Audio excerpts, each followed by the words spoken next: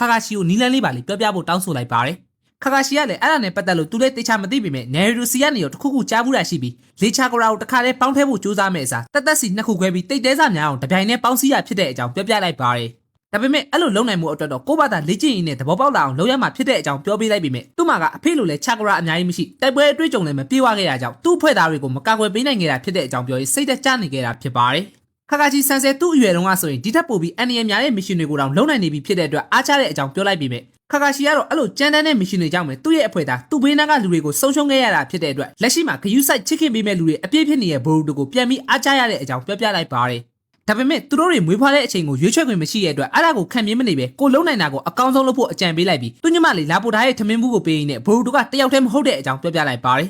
တပတ်မှလည်းဆာရတာကတနေကုန်တနေကန်လေ့ကျင့်နေပေမဲ့မရသေးတဲ့အတွက်ရှရင်ကန်နဲ့ပြစ်မှတ်တစ်ခုချင်းစီကိုလိုက်ကြည့်ဖို့ကြိုးစားရင်မြင်ကွင်းရကျင်းလာမှာဖြစ်တဲ့အတွက်တိုက်ခိုက်မှုအကုန်လုံးကိုအာယုံစိုက်ပြီးကြည့်တတ်ဖို့ဆာစကေကသတိပေးလိုက်ပါတယ်ပြီးရင်တော့ခဏလောက်နားမလားလို့မေးလိုက်ပြီးမြမီဆူကီရဲ့မျက်နှာကိုသတိရသွားတဲ့ဆာရတာကတကယ်တိုက်ပွဲအစ်စ်နဲ့ပို့တူအောင်လို့တန်လုံးတွေကိုနှစ်ဆပုံများလိုက်ဖို့သူ့အဖေကိုပြန်ပြောလိုက်ပါတယ်